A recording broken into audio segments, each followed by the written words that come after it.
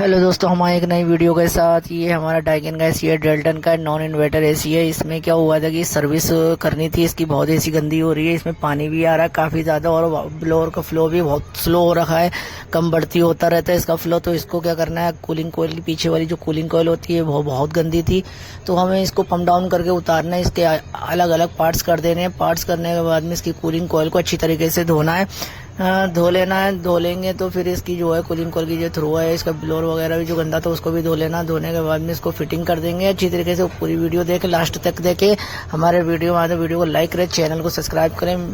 बढ़ते हैं आगे।